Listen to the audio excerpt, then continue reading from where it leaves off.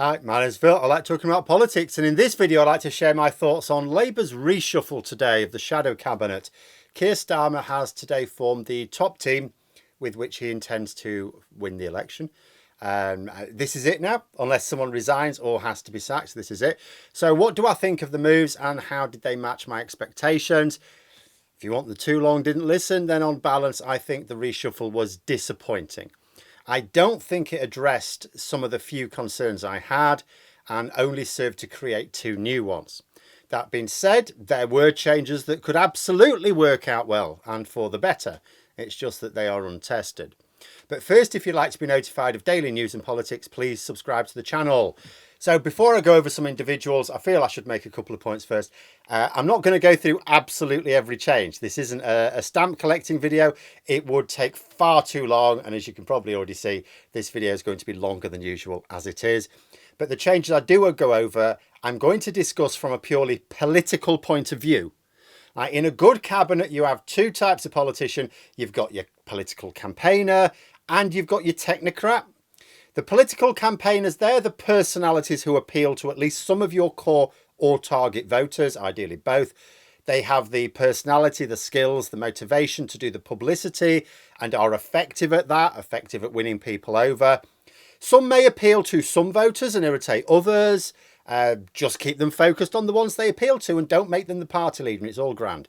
However, not all of these politicians are necessarily brilliant at running a government department, so you don't want to fill your cabinet up with them. And where you do have them, you need some strong junior ministers to support them. But then you've got the technocrats. Now, these are the ones who are going to run the department beautifully. And they're very effective administrators, good at understanding problems, understanding solutions, working with people, collaborating to make things happen. But they aren't always the most charismatic. So Keir Starmer, for example, would be in this category. Now, if there are some people I seem to be denigrating as having remained in cabinet, it may be they're in this latter category and Labour are going to win without them being a great campaigner, but they are going to run a brilliant department in government. Fine, I'll wait for them to decide. But as I go over the various changes, I'm going to be commenting on those especially who've exited the cabinet altogether. I'm making no comment on their suitability for the role in government, only on their political benefit for Labour with the election coming up. Because the first announcement that came out was Jim McMahon. Now, he was the Shadow Secretary of State for DEFRA, which is the Department for the Environment, Food and Rural Affairs, basically farming in the countryside. Now, may well be a superb administrator. I make no comment on that, but he was completely invisible. Consider his brief, farming and the environment. Can we think of any crises affecting either of those areas? Yes, we can.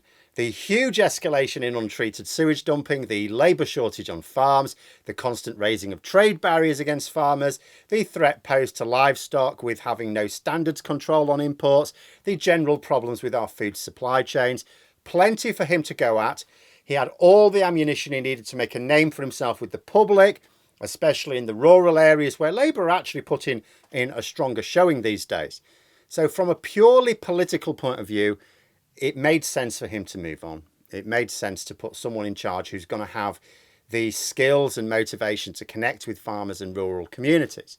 Now, I will point out he resigned. He wasn't sacked. He resigned.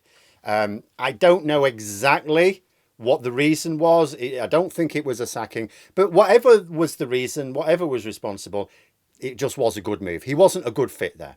He's been replaced by Steve Reid, who was already in the shadow cabinet in the Justice Department.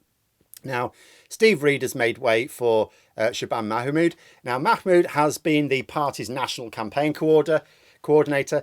Hard to criticise her work given where Labour are right now, so good job there. What may be of more interest than how she does at the Justice Department is how her replacement, Pat McFadden, does in her party role or previous party role. Have to say I'm a little bit wary of making changes to the campaign team as we gear up for important by-elections. But as for the moving Steve Reid, he was another who hadn't exactly made a name for himself. You may not have really heard much of him. I will say, to be fair, any scandals that went on in the Justice Department were generally overshadowed a lot of the time. So I don't judge him harshly for it. Still, there were things to go on. one of the Tories' favourite policies is to talk about tougher sentences. Oh, we're going to toughen sentences. They do it all the time. They're doing it this week. Now, I would like Labour to point out a bit more that actually, OK, fine, tougher sentences, grand, yeah, fine, whatever.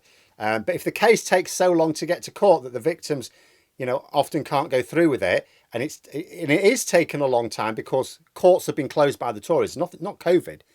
The fact that courts have been closed down by the Tories. There's absolutely material there. So we will see if Steve Reed can do the job at DEFRA when there's not only plenty of material, but it's material where there's a real keen interest from the public. If he's serious, I would expect him to spend the next few months getting himself out and about, talking to farming and rural groups. Make an issue of the state of our water and Labour's policies, because they're good ones. Next is Angela Rayner, moving to Lisa Nandy's old role of Shadow Levelling Up Secretary. Now, this puts her opposite Michael Gove again, as I think she was in 2021. A good move in isolation, I think. Rayner is a really effective attack dog for Labour, and Gove is by far and away the most competent member of Cabinet. Not necessarily an appointment that was crying out. I felt Nandy was very much on top of her brief on housing and levelling up, and was certainly effective in debates on like question time whenever she appeared, as well as in interviews and in Parliament. So I don't really see this one as anything other than a side grade. Rayner is also now officially known as Shadow Deputy Prime Minister, meaning that there is no doubt that she'll be the Deputy Prime Minister after the election. I don't think there was serious doubt anyway. I'm disappointed that Nandy's move is a demotion though. I've said before, she is strategically inept. I'll straight out say that. So I wouldn't want to see her lead the party. Like, for example, she criticised Starmer for making a big deal of Partygate. Oh, people are interested in this. All right, okay. So great. Not a great judge of what is and is not a good political line of attack. But she is a good campaigner, and she's certainly had that public visibility. And, that being said, levelling up's not a great job. I'd have been quite happy to see her move to a better job. The housing and levelling up department is basically a graveyard. Nothing happens. It was just a major 2019 manifesto platform for the Tories. But the department itself doesn't do anything. It publishes plans. Oh, don't get me wrong, publishes very nice plans, which then get torn up by whichever bonehead is Prime Minister at the time. Nandy has moved to international development. Now, that's not going to provide her with such easy publicity opportunities. Tends to be one of those areas that is really important, but it's a tricky target for culture wars. It's not a job I would relish, if I'm honest. The government has almost no international development right now. Much of the so-called international development funding is spent in Britain.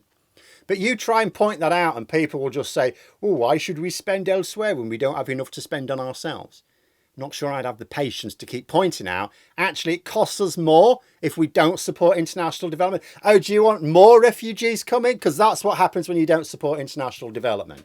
You end up with the fallout, refugees, war, for example.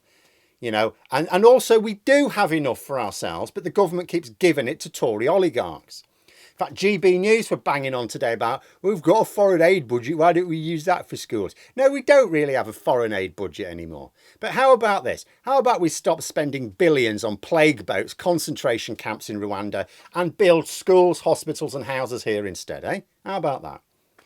No, I couldn't be doing with it. Still, this is not a Shadow Secretary of State position. She in government, she wouldn't be running a government department. Technically, it shouldn't even be a shadow cabinet position, really. But she does remain in the cabinet just because of her cachet with the party. So it's objectively a demotion. Disappointing. Even if she was annoying on some issues. At the end of the day, she's from the north. We like to be annoying sometimes. Jonathan Ashworth was replaced by Liz Kendall at the Department for Work and Pensions. I don't know. I don't have any particular reason to be disappointed with Ashworth. At the same time, it's not like he was making himself a star of the party either. So I'll wait and see with this change. Ashworth is still in the Shadow Cabinet, although as Shadow Paymaster General. So basically his potential to make a name for himself now is basically zero. The most interesting positive appointment for me was Hilary Benn. Now, he's gone to the Northern Ireland office. Now, it's not so much the position, but the fact that he's back in the Shadow Cabinet after quite a lot of years. Good MP, very politically astute. I think that's a positive one. But finally, there is one move that I am more than disappointed in. And I'm disappointed, and that's putting it mildly, in two ways. So ever since the Labour leadership contest of 2019 to 2020, Rosina Allen-Khan has continued to impress me. She ran for deputy leader, lost out to Rayner, but she impressed me as she did it. I voted for her. She's incredibly intelligent. She comes across extraordinarily well in public forums. I've seen her in Parliament. I've also seen her involved in like question time type shows. Impressive. And she should be in the shadow cabinet and in a prominent role. I wanted her to be the shadow health secretary. You know, they could have put Streeton in education because Phillipson's been no use, and Alan Khan could have been health. As a doctor, she'd have had a professional link to her department as well. As it was, she was made Shadow Minister for Mental Health. Now, this meant a cabinet or shadow cabinet position, I should say. Good start, that's fine. However, she published a letter today saying that because Starmer was downgrading mental health when he forms a government, that she would not continue in the role.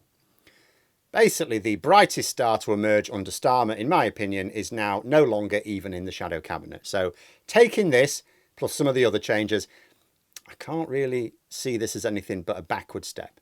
I'm also unhappy that mental health is being downgraded. It's still going to exist. There's still going to be a mental health minister, but it's not going to be a cabinet position. That being said, I am going to say if any Corbynites are trying to make something of it, and I've seen a few of them try, don't bother. Starmer recreated the role for the cabinet. Corbyn downgraded the role after Miliband. It was never given shadow cabinet status during his entire leadership.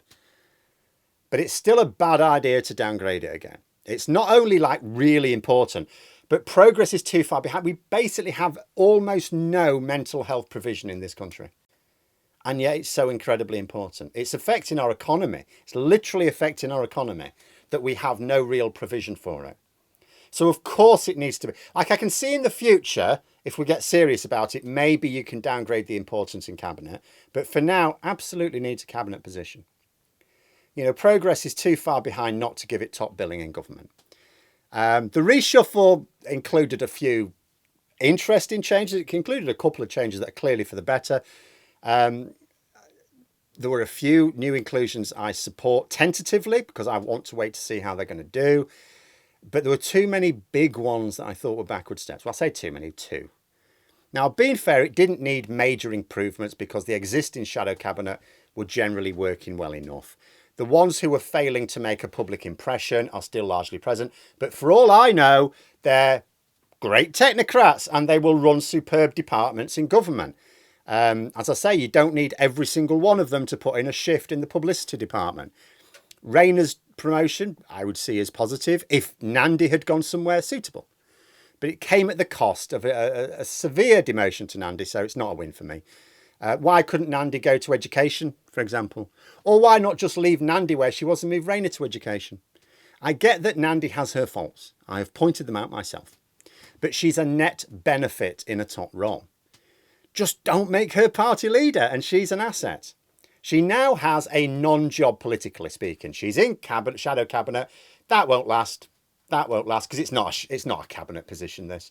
Disappointing. And losing Alan Khan, I just don't know what the justification for that is at all. As I say, happy to wait on results and see if some previously untested Labour MPs use their new positions to boost their public image and by extension boost public confidence in Labour.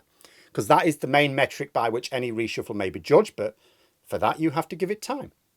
I might be downgrading some of the more interesting appointments in my own head just because they're untested, but may work out well.